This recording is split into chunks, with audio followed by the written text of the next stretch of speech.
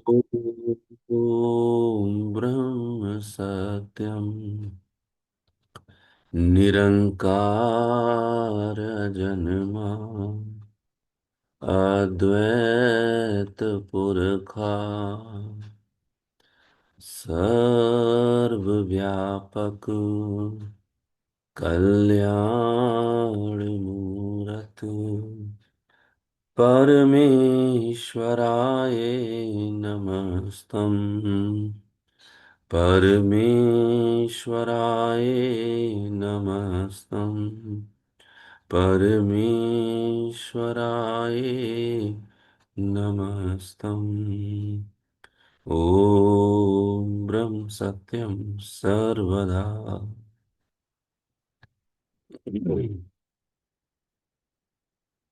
सद्गुरुदेव महात्मा मंगत राम जी महाराज की कृपा हम सब पर बरसती रहे, हम सब पर बनी रहे। हमारा मन कभी भी इतना चंचल ना होने पाए, कभी भी इतना मक्कार और इतना उद्दंड ना होने पाए कि हम मन की ही मानने लगे। हमारा ग्रंथ जो हमारे गुरुदेव ने दिया वो हमारे लिए अति महत्वपूर्ण हो जाए और उसके जो ग्रंथ की अंदर का जो ज्ञान है वो हमारा सत ज्ञान सत विवेक में परिवर्तित हो जाए। इस तरह पूरे आदर भाव से जो भाव हैं हमारे वो परमपिता परमेश्वर के चरणों में निवेदन करें और कभी भी हमारा मन हमारे ऊपर हावी ना होने पाए, ये प्रार्थना करते हुए परमपिता परमेश्वर की शरण में जाएं और उन्हीं की शरण में पहुंच जाएं। ओम ब्रह्म सत्यम सर्वधा। ग्रंथ सी समता विलास, आत्मिक उन्नति का साधन, सादगी, वचन नंबर 29 और पेज नंबर 102। सदगुरुदेव जी महाराज हम सभी को समझा रहे हैं कि असली खुशी और प्रेम का मरकज यानी केंद्र सादगी ही है। जिसने दिलो जान से धारण की वह सब पापों से छूटकर असली खुशी को प्राप्त हुआ और अपने असली अंजाम यानी परिणाम का मालिक बना। और असली धर्म की बुनियाद यह सादगी ही है। श्री महाराज जी कहते हैं कि जो असली खुशी है और जो प्रेम है उसका केंद्र सादगी ही है। सादगी का अर्थ ही यही है कि मेरी इच्छाएं कम से कम और कम से कम ही होती रहें। जो हम आंतरिक स्तर पर परमपिता परमेश्वर के केंद्र बिंदु पर पहुंच जाएं, वहीं प्रेम है और कहीं प्रेम है ही नहीं। वहीं असली खुशी है और कहीं पर भी खुशी है ही नहीं। हम खुशी को बाहर ढूंढ रहे हैं जबकि खुशी तो अंदर है। लेकिन अंदर की खुशी और जो असली खुशी है वह हमको तभी प्राप्त हो सकती है जब सही मायने में परमपिता परमेश्वर जो कि निरच्छित अवस्था है, जो कि निर्वास पद है, वह हमारे अंदर वह प्रचुर मात्रा में हो जाएगा। तब तक हम झूठे सुख को और झूठी खुशी को ही सही और सच्ची खुशी मानते हुए बाहर ही तलाश करते रहेंगे। यदि हमने परमपिता परमेश्वर के इस सच्चे ज्ञान को प्राप्त नहीं किया तो हमारी दौड़ इसी संसार में होती रहेगी, ये पक्की बात है। इसलिए श्री महाराज जी कहते हैं कि तू विश्वास कर ले कि असली खुशी और प्रेम का केंद्र केवल और केवल सादगी ही है। और कोई नहीं है और कहीं नहीं है, क्योंकि सादगी में आहार की सादगी, लिबास की सादगी और विचार की सादगी, अर्थात तीनों ही सादगी आती हैं। तीनों की सादगी का अर्थ है तीनों ही बिंदुओं में हमारी हर ख्वाहिश, हमारी हर इच्छा, पहले जो गैर जरूरी है पहले वो कम हो, फिर जरूरी वाली इच्छाएं भी कम हो और एक दिन समस्त इच्छाएं खत्म हो जाएं। क्योंकि दास को वो बात याद आ रही है। कहते हैं कि इच्छा ना पूरी होती है ना खत्म होती है, हर इच्छा एक नई इच्छा को जन्म दे देती है। सही मायने में ये गौतम बुद्ध की फिलॉसफी है, जो गौतम बुद्ध ने कहा। लेकिन श्री महाराज जी ने इसको इतना वर्णन तरीके से, इतना व्याख्या करके इसको तीन बिंदुओं में समेटा, और तीनों बिंदुओं के आधार पर हर एक बिंदु पर अपनी पूरी व्याख्या की। श्री महाराज जी हम सभी को समझा रहे हैं कि जो इच्छा है, उस इच्छा से तुझे असली मंजिल और असली खुशी नहीं मिल सकती। तुझे इन इच्छाओं को कम करना ही होगा। इसलिए श्री महाराज जी कहते हैं, सब पापों से छूटकर असली खुशी को प्राप्त हुआ है, और उसने अपने असली अंजाम यानी परिणाम का मालिक बना है। इच्छा के रहते हुए हम असली मंजिल तक कैसे पहुंच सकते हैं? क्योंकि इच्छा ही तो जन्म का कारण बना। आशा मही जन्मिया, आशा में मर जाए। वाणी तो फरमान कर रही है कि यही जो आशा है, इसी आशा के आधार पर तो तेरा जन्म हुआ, अर्थात तेरे लिए देह प्राप्त हुई है। लेकिन इसी आशा को खत्म करने के लिए धीरे धीरे तू परमपिता परमेश्वर के निकट पहुंच जाएगा। जब तक ये लक्ष्य नहीं बनाएगा, तब तक उन इच्छाओं को तू दूर भी नहीं होगा। उन इच्छाओं से कैसे दूर होगा? इसीलिए कहते हैं, जिसके हृदय में, जिसके अंतःकरण में परमपिता परमेश्वर का लक्ष्य है, सही मायने में सादगी को वही धारण करेगा। इसीलिए विषय रखा आत्मिक उन्नति का साधन। श्री महाराज जी हम सभी से कहते हैं कि असली धर्म की बुनियाद यह सादगी ही है। यहां पर भी शब्द का प्रयोग नहीं किया, ही शब्द का प्रयोग किया, क्योंकि सबसे प्राथमिक स्थिति हर एक जीव की यहीं से शुरू होती है। क्योंकि उसने अपने आप को देह समझा है, देह से संबंधित कुछ खाएगा, कुछ पहनेगा, और कुछ बोलेगा, कुछ चिंतन करेगा। यहीं से उसकी शुरुआत होगी, यहां से अलग उसकी शुरुआत कहीं नहीं होगी। इसलिए शब्द का प्रयोग श्री महाराज जी ने हम सबको किया। असली धर्म की बुनियाद यह सादगी ही है, और सब पापों से छूट जाएगा वो। शब्द कहते हैं सब पापों से, यानी कि जैसे जैसे, अब समझने की बात है, हमसे वो कहते हैं कि जैसे जैसे तेरी इच्छा बढ़ेगी, वैसे वैसे तू पाप करेगा। इस बात को समझ ले। क्यों नहीं समझ में आ रही बात? हम उसको एक साधारण इच्छा कहते हैं, वो पाप करके कह रहे हैं।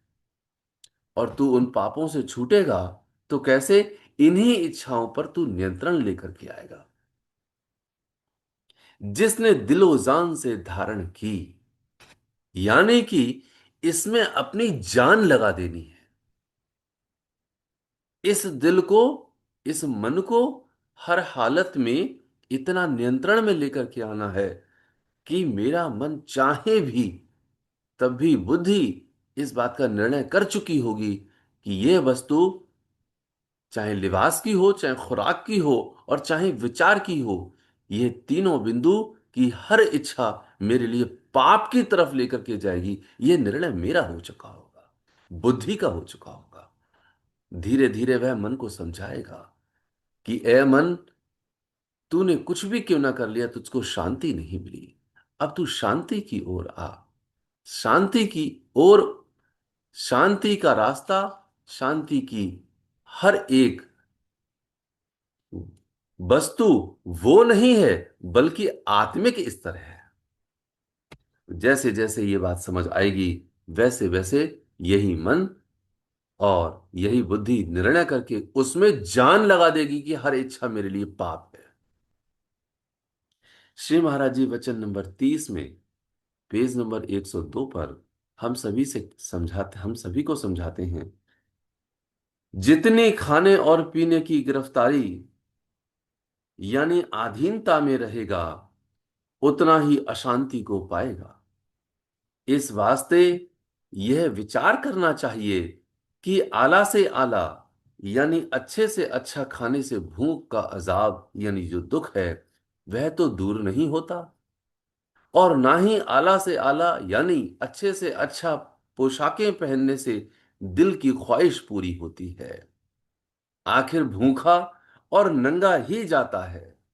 इसलिए जिंदगी में ही अपनी आदत पर काबू पाना चाहिए, सादगी को धारण करना चाहिए, जिससे सब पापों से छूटकर असली शांति को प्राप्त हो सके। इस वचन के अंतिम लाइन में भी फिर भी श्री महाराज जी ने कहा, सब पापों से छूटकर असली शांति को प्राप्त हो सके। ये पाप का रास्ता है, ये पाप का रास्ता है। इस पाप के रास्ते से हमेशा हमेशा के लिए हम छूट जाएं, ऐसी सोझी हम सभी को प्राप्त हुई है। ये जो देह है, ये देह जो प्राप्त हुई है वो इसी सोझी को, ये सोझी को दृढ़ करने के लिए हुई है। लेकिन मुझको ये समझ में नहीं आ रही बात। तब वो वाणी दास को फिर से याद आ रही। जैसे जैसे वचन है वैसे वैसे एक दास को वाणी की लाइन है कि जिभ्या की रसना माही मत हो गलतान, मंगत कुंडी नरक की जीव करे हैरान। ये जो जिह्वा की रसना है, खाने पीने की जो रसना है, वो नरक की कुंडी है भैया।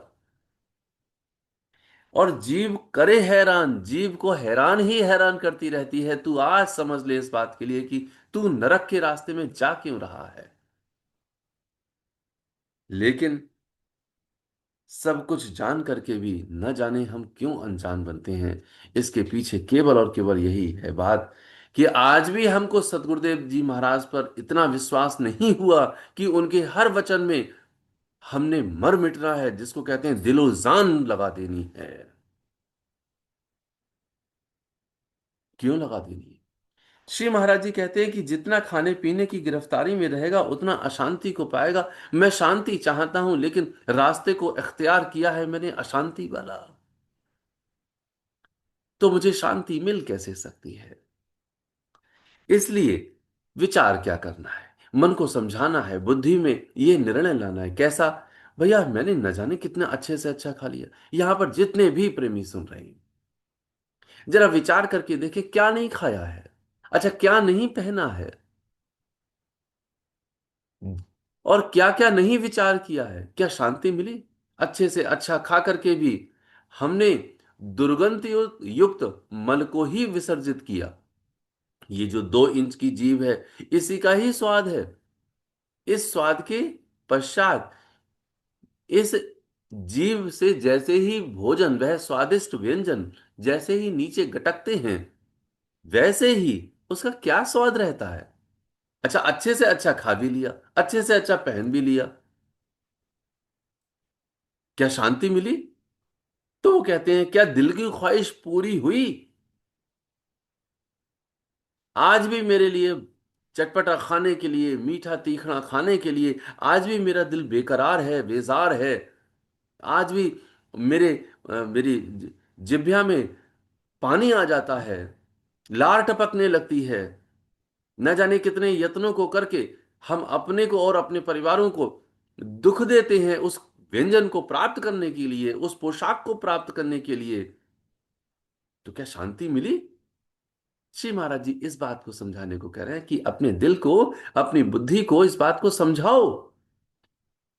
आखिर में भूखा और नंगा ही गया। 70-70 साल की उम्र हो जाती है, 80-80 साल की उम्र हो जाती है, उसके बाद भी खाने का जो चाव है वह बना ही रहता है। पहनने का जो चाव है बना ही रहता है। ये जो चाव है, ये चाव देह का नहीं, मन का है। मन में सादगी आन समाई, तब ही सादा जीवन पाई। ये मन है धूर्त, और मैं मन के अधीन होकर के ये धूर्तताएं करता हूं, अर्थात कि अति से अति लाचार होकर के मैं अपने ही मन में, मन के लिए मैं पाप की तरफ जा रहा हूं। इसलिए श्री महाराज जी कहते हैं जिंदगी में ही अपनी आदत पर काबू पाना चाहिए। ये जो जिंदगी है, इस जिंदगी के अतिरिक्त किसी भी जिंदगी अर्थात किसी भी देह में मुझे होश नहीं रहेगी भैया। ये निश्चित मत है, निश्चित।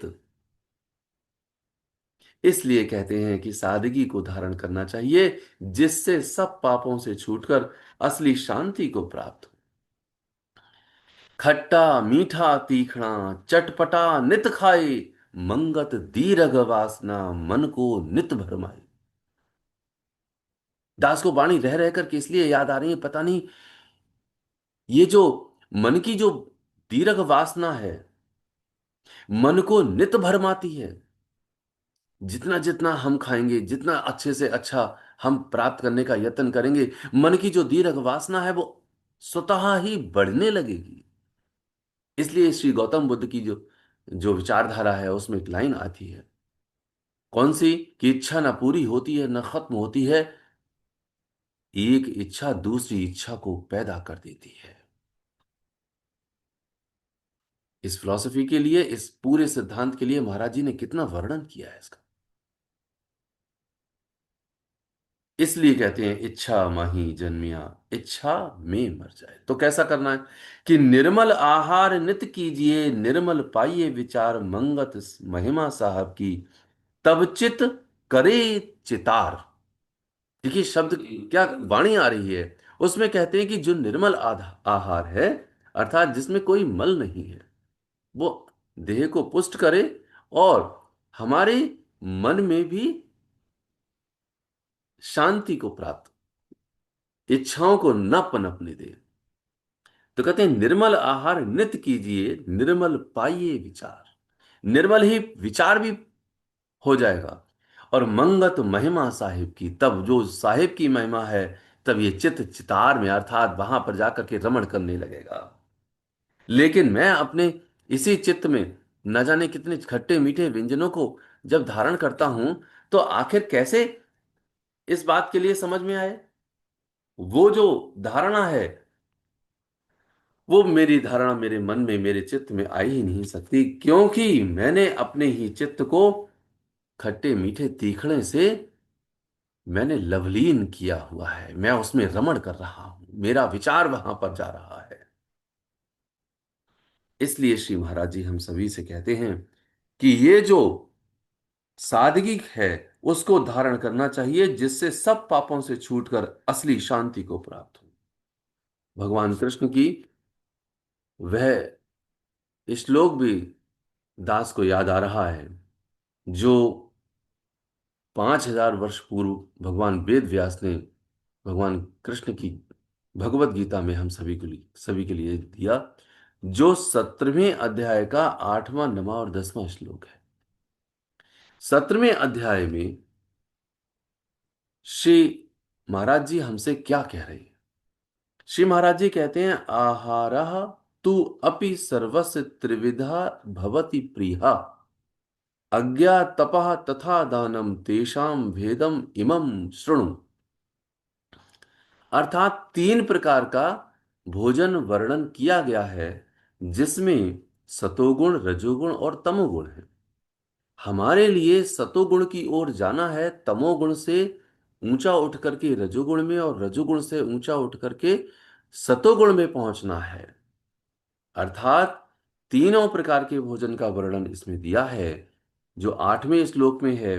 कहते हैं, आयु सत्य बला रोग्य सुख प्रीति विवर्धना, रस्या स्निग्धा स्थिरा हृदया आहारा सात्विकी प्रिया। अर्थात जो आयु बुद्धि बल आरोग्य सुख और प्रीति को बढ़ाने वाला है, जो रसयुक्त है, स्थिर रहने वाला है, वह स्वभाव से ही मन को प्रिय होना है, जो सात्विकी पुरुष पुरुष को होता है। लेकिन राजसी पुरुष को और तामसी पुरुष को दास 9वें श्लोक में जो भगवान कृष्ण ने हम सबको समझाया है, वो श्री महाराज जी क्या कह रहे हैं, कि कट्ट वल्ल वणा युक्त तीक्ष्ण रूक्ष विदाहिन आहारा राजस्य इष्टा दुख शोका मय प्रयायदा। अर्थात कड़वे, खट्टे, लवण युक्त, बहुत गर्म, तीखे, रूखे, दाहकारक, दुख और चिंता रोगों को उत्पन्न करने वाले आहार भोजन करने वाले, ये राजसी पुरुष को प्रिय होते हैं। कड़वे भी हों, खट्टे भी हों, तीखे भी हों, ज्यादा गर्म भी हों, रूखे भी हों, इनसे क्या उत्पन्न होता है? दुख, चिंता और रोग उत्पन्न होते हैं।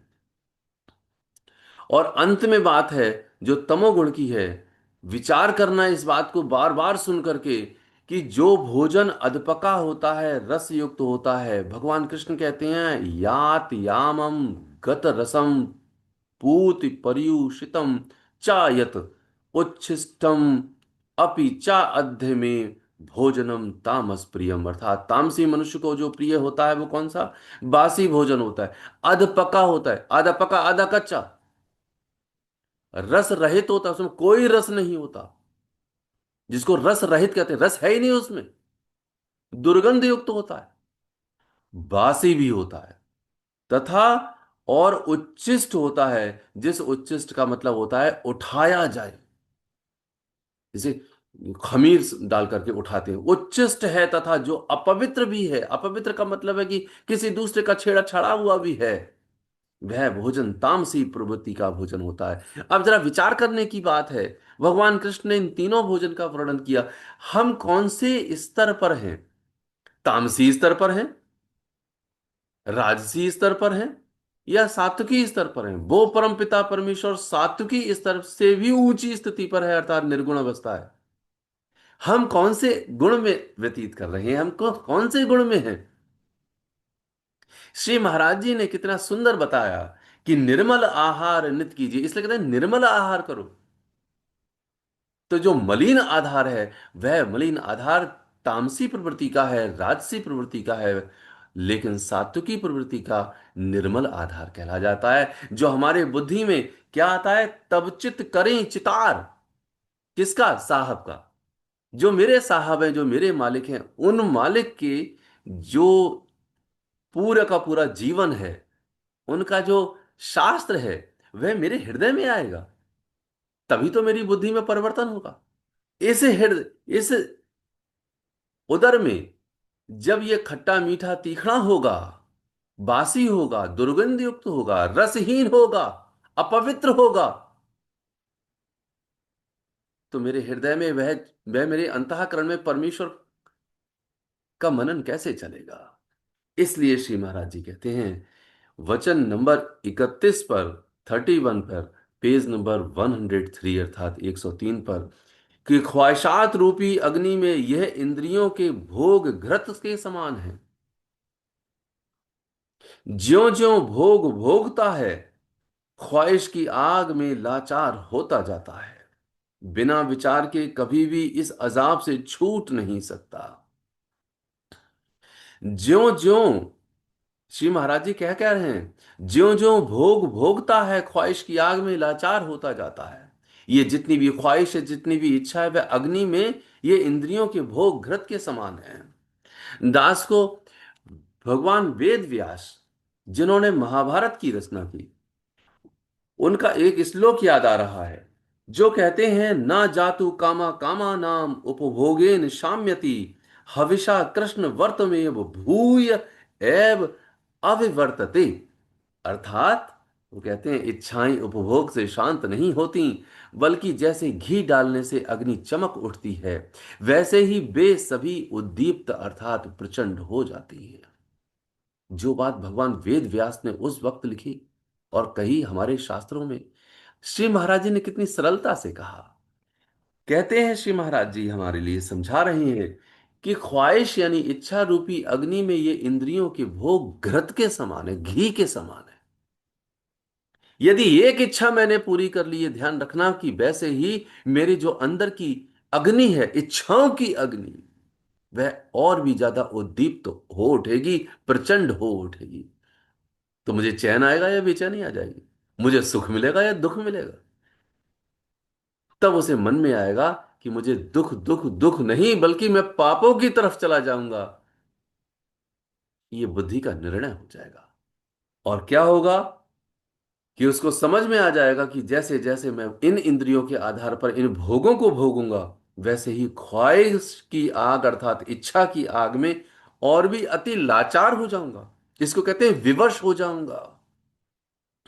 बिना विचार के कभी भी इस दुख से छूट ही नहीं सकता। तो गहरा विचार चाहिए हमें।